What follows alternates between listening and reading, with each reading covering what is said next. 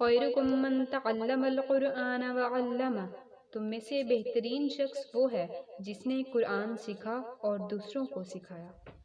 بسم اللہ الرحمن الرحیم۔ السلام علیکم۔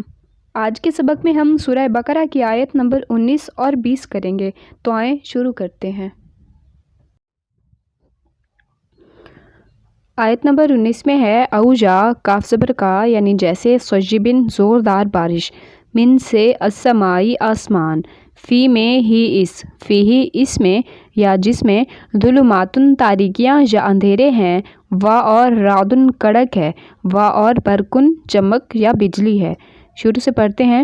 او کصیب من السماء فیہ ظلمات و رعد و برق، یا ان کی مثال می کی سی ہے کہ آسمان سے برس رہا ہو اور اس میں اندھیرے پر اندھیرا چھا رہا ہو اور بادل گرج رہا ہو اور بجلی کوند رہی ہو۔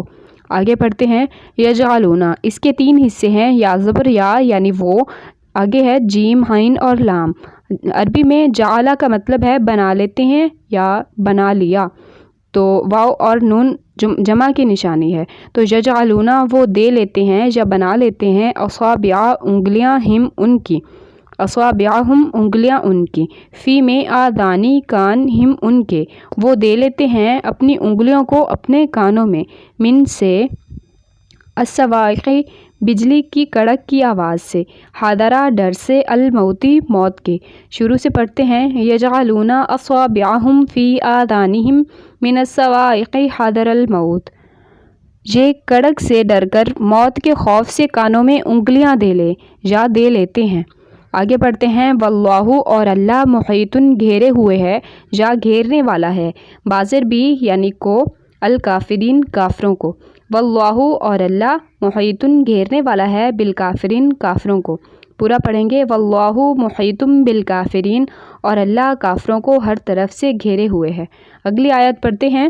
یکادو قریب ہے، البرقو بجلی یا چمک، یخطفو اچک لے جائے، ابصارا بینائی یا بصارت یا آنکھوں کی روشنی، ہم ان کی، قریب ہے کہ بجلی اچک لے جائے ان کی بینائی کو، کلما جب کبھی یا جب بھی، اضاء روشنی ڈالتی ہے یا روشنی پڑتی ہے، لہم یہاں پر لام زبر لا کا مطلب ہے لیے یا واسطے، ہم ان کے، مشو وہ چلتے ہیں یا چل پڑتے ہیں، فی میں ہی اس، کلما اضاء لہم مشو فی جب کبھی روشنی ڈالتی ہے ان پر تو چل پڑتے ہیں وہ اس میں، و اور اذا جب اظلما اندھیرا ہو جاتا ہے یا اندھیرا چھا جاتا ہے، علی یعنی اوپر یا پر، ہم ان کے، قاموا وہ قیام کرتے ہیں یا وہیں کھڑے رہ جاتے ہیں، واذا اظلم علیہم قاموا اور جب ان پر اندھیرا چھا جاتا ہے تو وہیں کھڑے رہ جاتے ہیں۔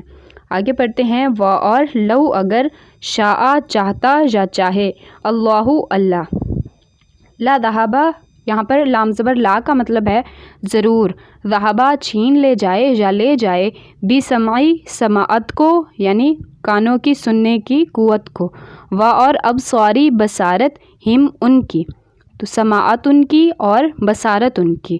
پورا پڑھیں گے۔ ولو شاء اللہ لذہب بسمعہم وابصارہم، اور اگر اللہ چاہتا تو ان کافروں کے کانوں کی شنوائی اور ان کی آنکھوں کی بینائی دونوں کو زائل کر دیتا۔